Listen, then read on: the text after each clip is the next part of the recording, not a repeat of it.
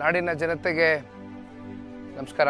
ಬಿಡದಿ ಭಾಗದ ರೈತರಿಗೆ GBIT ಹೆಸರಿನ ಮೇಲೆ ಸರ್ಕಾರ ಈಗಾಗಲೇ ಕಳೆದ ಜೂನ್ 12ನೇ ತಾರೀಕು ರಾತ್ರೋರಾತ್ರಿ ಭೂ ಸ್ವಾಧೀನ ಮಾಡತಕ್ಕಂಥದಕ್ಕೆ ಅಂತಿಮ ಅಧಿಸೂಚನೆಯನ್ನ ಹೊರಡಿಸಿದ್ದಾರೆ. 3 ಹಳ್ಳಿಯ ವ್ಯಾಪ್ತಿಗೆ ಸೇರಿರ್ತಕ್ಕಂಥ 498 ಎಕರೆ ಸರಿಸುಮಾರು 755 ರೈತ ಕುಟುಂಬಗಳ ಜಮೀನು ಈಗಾಗಲೇ ವಶಪಡಿಸಿಕೊಂಡಿದ್ದಾರೆ. ಅದರಲ್ಲಿ 641 ಸಣ್ಣ ರೈತರು ಅಂದ್ರೆ 1 ಎಕರೆಗಿಂತ ಕಮ್ಮಿ ಜಮೀನನ್ನ ಇಟ್ಕೊಂಡಿರ್ತಕ್ಕಂಥವ್ರು. ಇಲ್ಲಿ ಒಂದು ದೊಡ್ಡ ರಿಯಲ್ ಎಸ್ಟೇಟ್ ಮಾಫಿಯಾ, ಒಂದು ದೊಡ್ಡ ರಿಯಲ್ ಎಸ್ಟೇಟ್ ದಂಧೆ ಮಾಡಬೇಕು ಅಂತಕ್ಕಂಥ ಹಿನ್ನೆಲೆಯಲ್ಲಿ ಸರಿಸುಮಾರು 33,500 ಕೋಟಿಯಷ್ಟು ಲಾಭವನ್ನ ಮಾಡತಕ್ಕಂಥದ್ದಕ್ಕೆ ಸರ್ಕಾರ ಮುಂದಾಗಿದೆ. ಈ ಪ್ರಾಜೆಕ್ಟ್ ನ ಕಾಸ್ಟ್ ಬಂದು 18,000 ಕೋಟಿ. ಈ 18,000 ಕೋಟಿಯು ಕೂಡ ಹೆಚ್ಚು ಕಮ್ಮಿ 87% ಅಷ್ಟು ಸಾಲವನ್ನ ಸರ್ಕಾರ ತಗೊಳ್ತಾ ಇದೆ. 18,000 ಕೋಟಿಯ ಈ ಒಂದು ಪ್ರಾಜೆಕ್ಟ್ ನ ಕಾಸ್ಟ್ ಏನಿದೆ, ಇದ್ರ ಮೇಲೆ ಎಷ್ಟಪ್ಪ ಸರ್ಕಾರ ಲಾಭ ಮಾಡ್ಲಿಕ್ಕೆ ಹೊರಟಿದ್ದಾರೆ ಅಂದ್ರೆ ಅದು ಸರಿಸುಮಾರು 33,500 ಕೋಟಿ.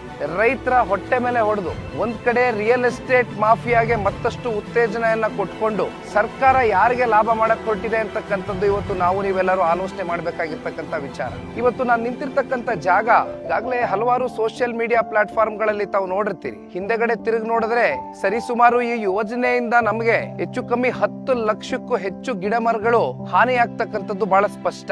ಈ ಭಾಗದಲ್ಲಿ ರೈತರು ಹೈನುಗಾರಿಕೆಯನ್ನ ನಂಬ್ಕೊಂಡು ಬದುಕನ್ನ ಕಟ್ಕೊಂಡಿದ್ದಾರೆ.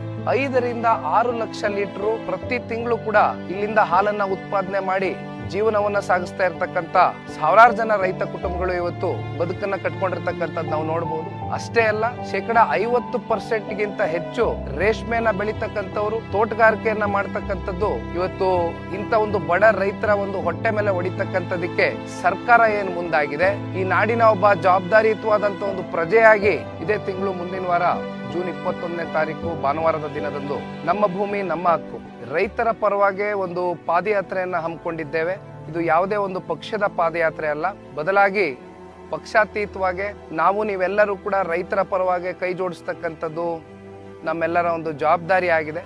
ವಿಶೇಷವಾಗಿ ರೈತರು ಈ ಒಂದು ಪಾದಯಾತ್ರೆಯಲ್ಲಿ ಬಂದು ಭಾಗವಹಿಸುವ ಮೂಲಕ ಇವತ್ತು ನಿಮ್ಮ ಭೂಮಿ ನಿಮ್ಮ ಹಕ್ಕನ್ನ ಸರ್ಕಾರ ಏನು ಕಸ್ಕೊಳ್ಳಕ್ ಹೋಗ್ತಾ ಇದೆ, ಅದರ ವಿರುದ್ಧವಾಗಿ ನಾವು ನೀವೆಲ್ಲರೂ ಕೂಡ ಹೋರಾಟ ಮಾಡುವ ಮೂಲಕ ಮತ್ತೆ ನಿಮ್ಮ ಭೂಮಿಯನ್ನ ನಿಮ್ಗೆ ವಾಪಸ್ ಉಳಿಸ್ಕೊಳ್ತಕ್ಕಂಥ ನಿಟ್ಟಿನಲ್ಲಿ ನಾವೆಲ್ಲರೂ ಕೂಡ ಹೋರಾಟವನ್ನ ಮಾಡೋಣ ಅಂತಕ್ಕಂಥದ್ದನ್ನ ಈ ಸಂದರ್ಭದಲ್ಲಿ ಹೇಳ್ತಾ ಬೃಹತ್ ಪಾದಯಾತ್ರೆಯನ್ನ ಹಮ್ಮಿಕೊಂಡಿದ್ದೇವೆ. ಜೂನ್ 21ನೇ ತಾರೀಕು ಭಾನುವಾರದ ದಿನ ತಾವೆಲ್ಲರೂ ಕೂಡ ಬಂದು ಭಾಗವಹಿಸ್ತೀವಿ. ಧನ್ಯವಾದ.